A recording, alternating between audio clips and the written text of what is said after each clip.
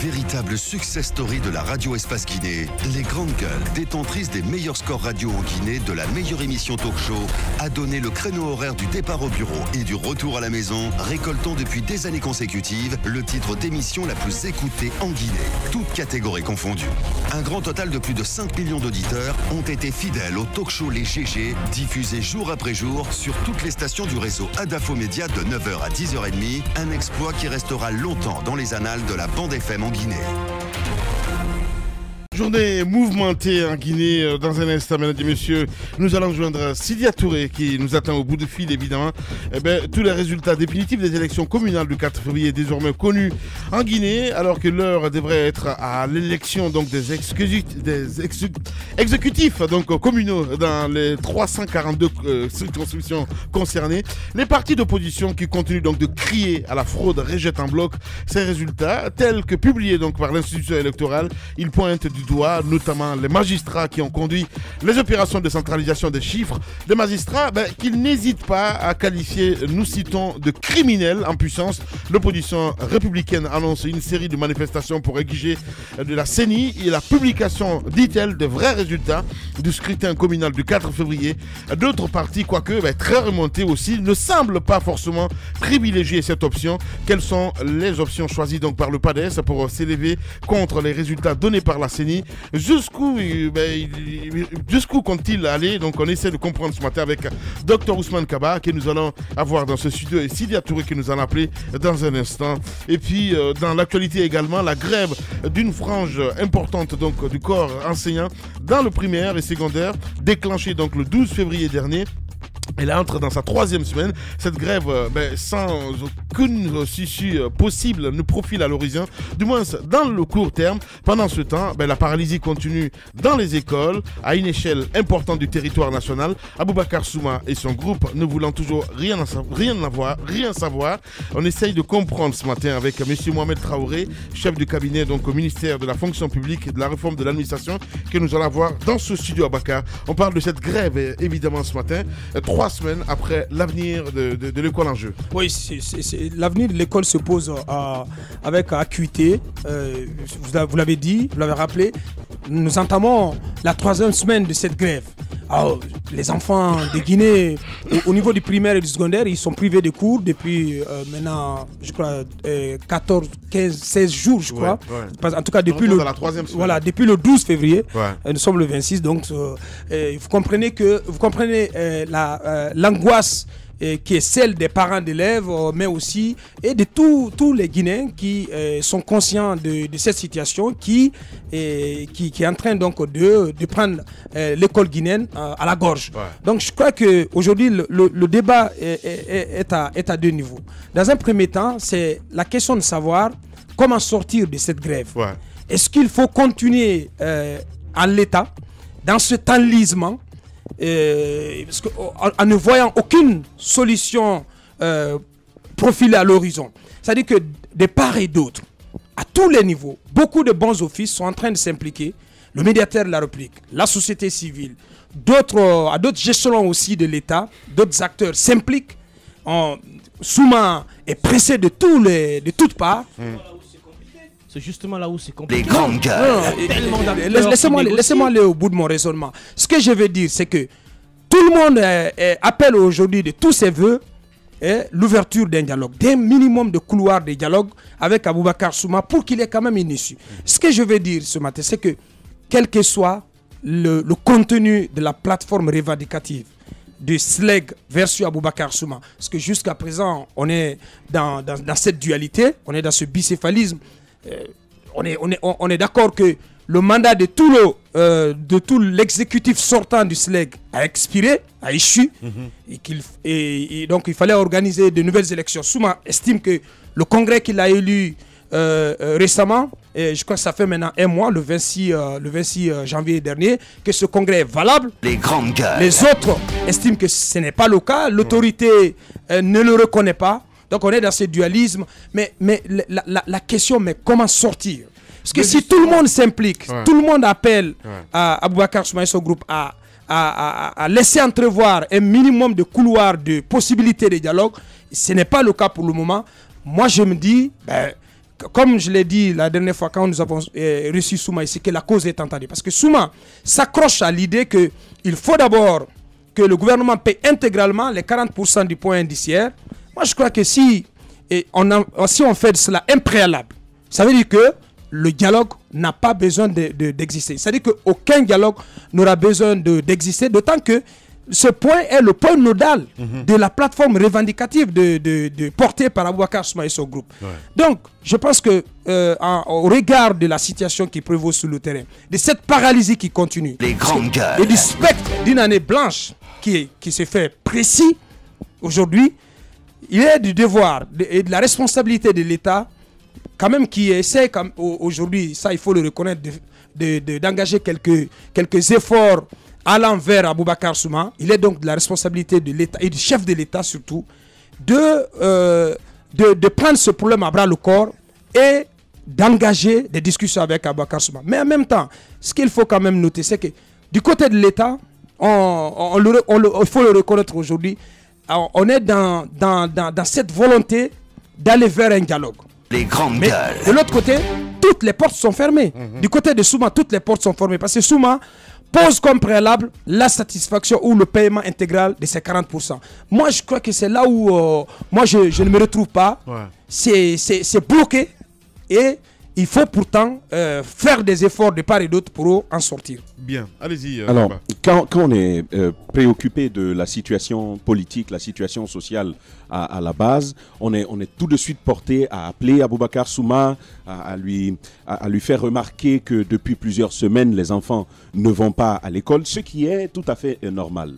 Mais à s'y rapprocher de plus près, vous observez qu'il y a quand même pas mal d'éléments qui font que l'État est suffisamment responsable de la situation que nous sommes en train de traverser.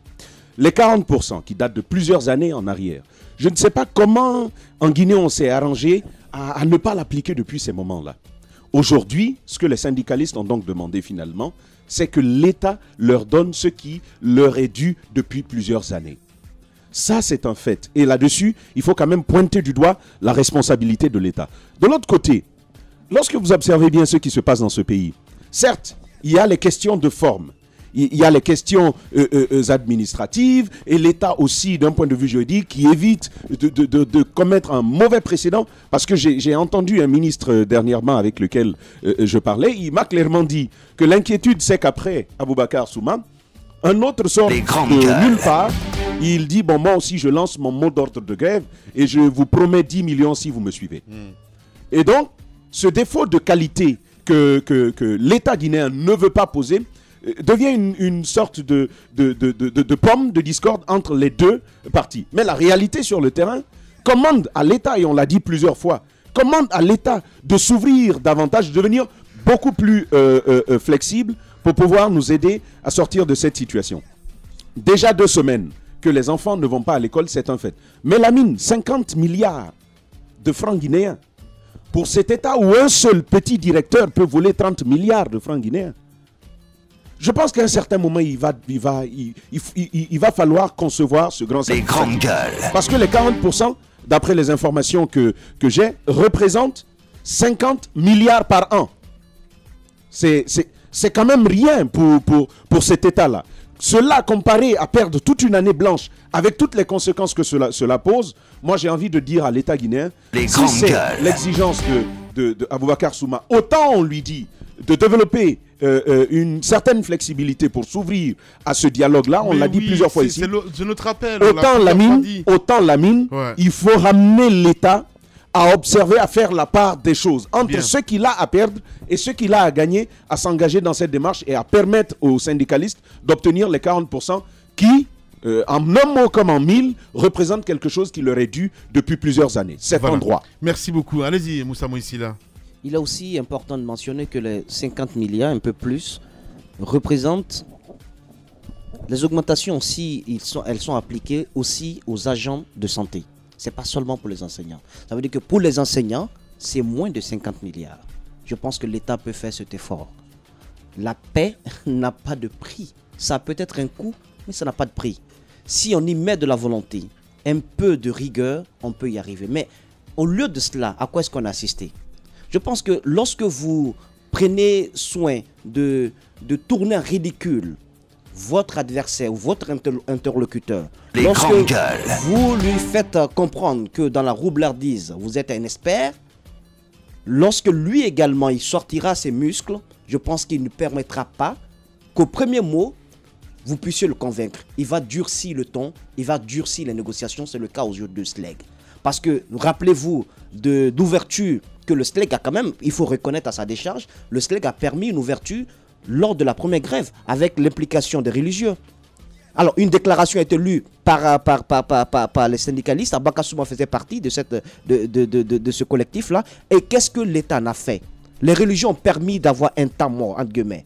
Est-ce que l'État en a profité, le gouvernement en a profité pour pouvoir régler le problème? Ils n'en ont pas profité. Ils ont plutôt mis en place un système de corruption en amenant de l'argent de part et d'autre pour corrompre des DPE, pour corrompre des DCE, afin de les permettre de casser le mouvement dans l'œuf. Voilà comment est-ce qu'ils ont agi. Ils n'ont pas voulu la paix. Nous allons partir sur le terrain. Monsieur Silia Touré en direct chez les GG. Les grandes gueules. Monsieur Silia Touré, bonjour. Bonjour. Bienvenue dans les grandes gueules. Alors, nous sommes au lendemain de la publication des résultats définitifs par la CENI.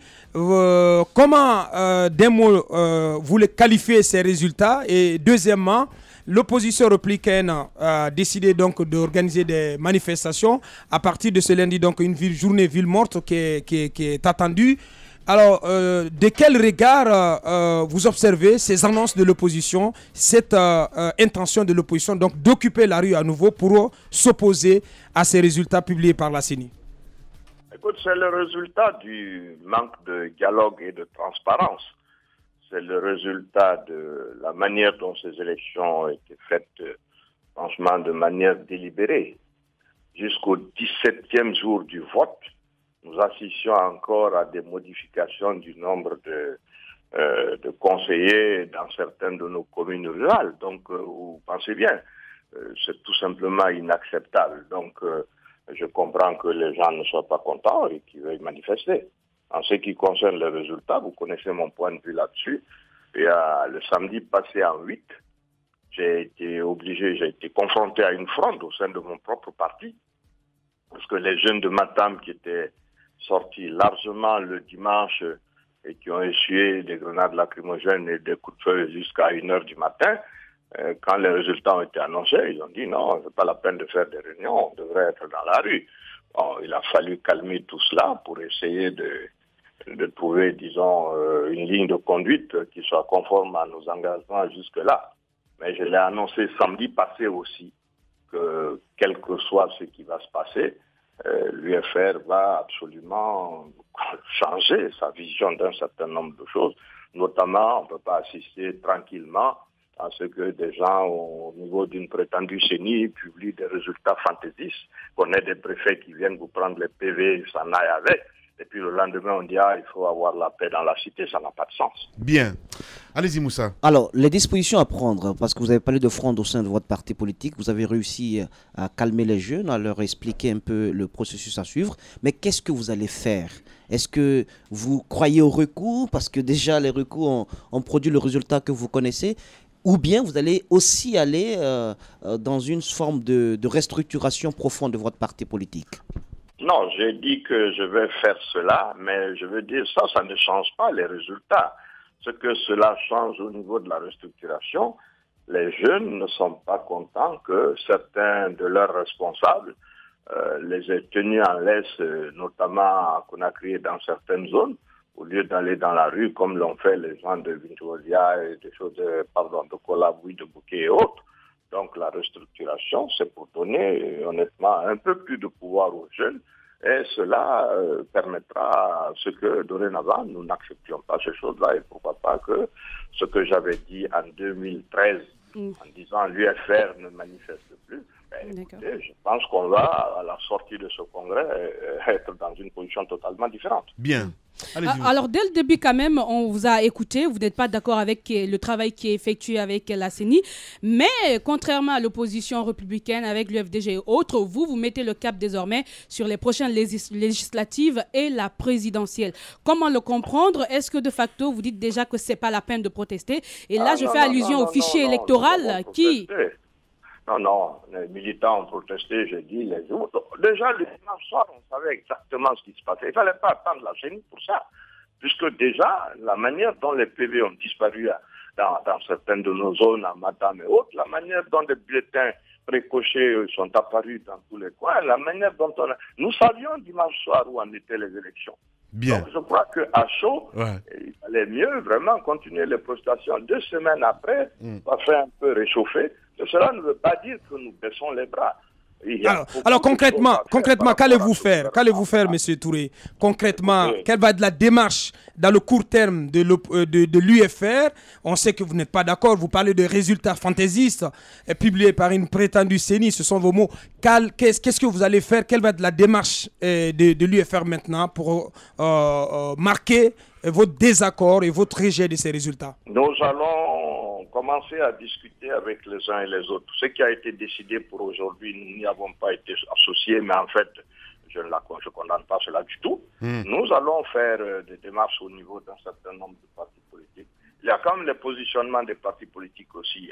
Donc nous allons faire ces démarches-là pour que nous ayons peut-être un groupe de partis qui va commencer à discuter, pourquoi pas, avec l'opposition républicaine. Tout à fait. Qu'est-ce que nous allons faire ensemble. C'est vrai, mais... ce n'est pas le cas, donc on y va, chacun à sa manière, en ce qui concerne les manifestations de mécontentement par rapport à ces résultats-là. Ce que les observateurs disent, je présume que lorsqu'il y a fraude, lorsqu'il y a tripatouillage durant un processus électoral, pendant les élections, c'est souvent le pouvoir public qui est pointé du doigt, l'administrateur qui est pointé du doigt, l'administration publique est pointée du doigt. Et dans le cas de l'UFR, vous êtes plutôt dans une sorte d'accord avec le RPG Arc-en-Ciel, mais écoutez, ça ne s'est pas, ça ne s'est pas bien déroulé. Arc-en-Ciel, ou tout au moins l'administration travaillant pour le compte du RPG Arc-en-Ciel, oui, a eu la main beaucoup plus lourde dans nos fiefs vis-à-vis de l'UFR, vis-à-vis de n'importe quel. Alors, Monsieur le Président, c'est pourquoi cette question, je la pose.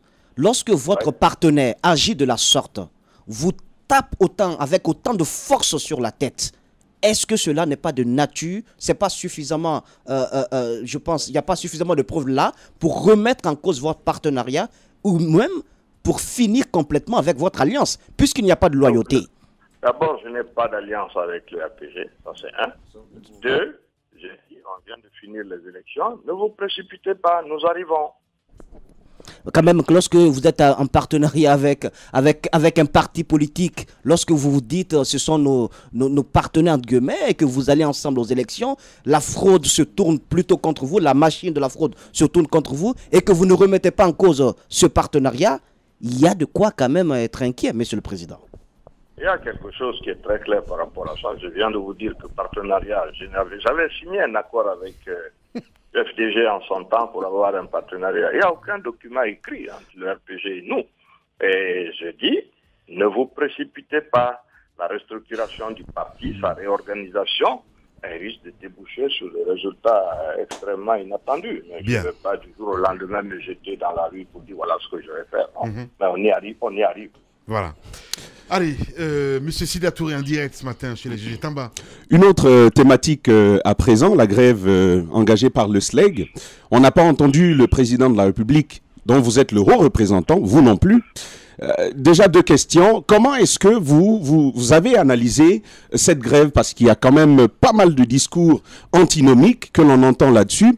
Deuxièmement, est-ce que vous avez entrepris de l'action pour nous sortir de ce pétrin? On sait que par le passé, vous y étiez engagé. Cette fois, on veut bien savoir ce que fait le haut représentant du président de la République. Laissez tomber cette histoire de haut représentant. Je suis le leader de l'UFR, c'est tout. Haut représentant, ça ne veut pas dire grand-chose. La réalité du fait est que nous avons un problème qui est un problème de toute la société guinéenne. Dès les premiers temps, comme vous vous rappelez, vous l'avez dit, il y a 1 an et demi, je m'étais impliqué dans cette opération, mais j'ai vu comment cela s'est terminé. Vous savez, vous ne perdez pas votre crédibilité à prendre des engagements pour un gouvernement qui ne respectera pas ses paroles, donc je ne vois pas à quoi ça me sert. Mais malgré cela, ces derniers temps, à mon retour, il est à peu près la première fois que Souma devait lancer ce mot d'ordre, je les ai reçus à mon bureau, nous avons discuté, j'ai appelé le président de la République. Je lui ai dit, voilà ce que je pense de cette affaire. S'il était possible de parler avec les gens, cela ne veut pas dire que vous êtes d'accord. Cela veut dire que vous leur accordez la considération nécessaire. Quelqu'un qui peut faire arrêter l'école en Guinée, quoi que vous disiez, on n'est pas dans un régime socialiste. Il n'appartient pas au gouvernement de savoir qui est le syndicat qui est reconnu ou qui n'est pas reconnu. Il appartient au gouvernement, ce qui lui est donné comme objectif, c'est de faire en sorte que l'école guinéenne fonctionne. C'est ça qu'on lui a demandé de faire. On ne lui a pas demandé d'être là pour dire quel est le syndicat qui est bon ou qui n'est pas bon. Ouais. À partir du moment où quelqu'un peut contrecarrer cela, je pense qu'il est bon de discuter avec lui. Bien. Mais dans la sincérité, je ne pense pas que les enseignants croient que nous allons inventer de l'argent partout. Et quand vous donnez de la considération aux gens et que vous avez des objectifs clairs et précis que vous respectez, il faut discuter. C'est comme ça que cela se passe. Dialoguer, c'est bien dit. Voilà la position. Voilà, docteur Ousmane Kaba avec nous dans ce studio. Bonjour, docteur. Bonjour, l'ami. Voilà, il y a monsieur le président de l'UFR de l'autre côté. Vous avez écouté peut-être un échange. Vous avez travaillé ensemble, vous étiez de l'UFR. Il a dit bonjour. Il a dit bonjour, mon PM. Allez. Il a dit bonjour, mon PM. N'est-ce pas ce que vous avez dit? Tout à fait. Oui, Alors. mais écoutez, c'est normal, il n'y a pas de problème. Je parle avec vous. Même hier, j'ai parlé avec vous. Vous avez un point. Nous travaillons tous ensemble. Hein. Docteur Kaba, vous avez certainement un point commun avec l'UFR, je parle du PADES, c'est que vous êtes tous des victimes de la fraude. Absolument. Absolument. Et moi, j'ai été sidéré de vivre en direct. Oui, mais il est là, hein. Vous parlez avec lui. Pardon? Il est là en direct, Sidia Touré. Oui, je sais. Moi, j'ai été sidéré de vivre en direct la fraude massive. C'est quelque chose d'entendre parler, mais c'est autre chose de vivre ça. En Haute-Guinée, c'est extraordinaire. J'étais à Cancan lorsqu'il y a eu des élections. J'ai vu des choses extraordinaires. J'ai vu des gens qui se promènent avec des tonnes de procuration, jusque dans mon village, essayant de changer les résultats du vote, puisqu'ils ont été pris sur le fait. Et c'est comme ça que j'ai pu gagner dans mon village. Mais ils sont allés dans tous les villages environnants pour bourrer les urnes. Alors on va libérer monsieur le Premier ministre, monsieur Sidia Touré. Avant de laisser partir monsieur Sidia Touré, vous avez évoqué des concertations avec d'autres partis dans le court terme pour voir comment marquer votre opposition aux résultats qui ont été publiés. Est-ce que vous pensez au PADES parmi les partis que vous allez consulter les jours à venir? Écoutez, Ousmane Kaba a été l'un de mes principaux collaborateurs. Il a même milité longtemps à l'UFR. Vous savez, nous avons une vision commune de l'évolution de la société guinéenne. Et rien que ce n'est un secret pour personne. Hier soir, nous étions encore au téléphone ensemble pour discuter de la manière dont il faut aborder ces questions. Ouais. Donc on n'exclut rien. Voilà où est-ce qu'on en est. Bien. Vous n'excluez rien du tout. Monsieur le Président, merci beaucoup en tout cas d'avoir accepté notre invitation ce matin. Merci beaucoup. Voilà, mesdames et messieurs, on va revenir dans un instant avec le président de PADES dans ce studio, Dr Ousmane Kaba. Avec lui, on va débattre jusqu'au bord de 11h sur Radio Espace. Véritable success story de la radio Espace Guinée, les grandes gueules, détentrices des meilleurs scores radio en Guinée, de la meilleure émission talk show, a donné le créneau horaire du départ au bureau et du retour à la maison, récoltant depuis des années consécutives le titre d'émission la plus écoutée en Guinée, toutes catégories confondues. Un grand total de plus de 5 millions d'auditeurs ont été fidèles au talk show Les GG, diffusé jour après jour sur toutes les stations du réseau Adafo Média de 9h à 10h30, un exploit qui restera longtemps dans les annales de la bande FM en Guinée.